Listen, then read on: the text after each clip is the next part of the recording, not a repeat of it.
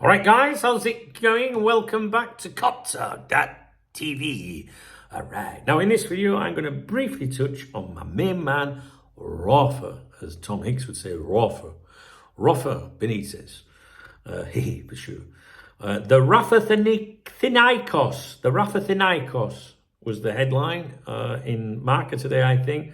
Benitez signs for the Greek club, a giant in decline. It's Rafa's 15th club in top flight football, and he signs until 2027. The coach with the best resume and the highest salary in the history of the Greek league, and he debuts tomorrow.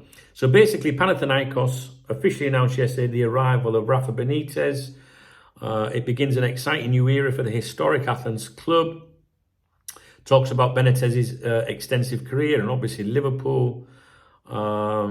He was given a massive welcome to it, if you like. It was described as like a bit of a love letter, really, the announcement to, it's a big deal for Panathinaikos to unveil Rafa Benitez as their manager, basically. So when they did like the announcement, it was like, really, really warm and excitable, and a massive deal. And since Rafa's left Liverpool, I've never really followed him. I followed it with interest, like personally, like, how's Rafa getting on there or whatnot, because I love Rafa, right? But I've never like done a series on him, but I'm going to keep an eye on Rafa at Panathinaikos, because I think this is an interesting appointment, and it's to do, I'm sure, with a league that many of us don't really know much about. So if Rafa's managing a Premier League team, we know who that is and how he's getting on and stuff like that. So I think this might be a little bit interesting if we see how Rafa does there. What would you say to that? Do you think that's a good idea?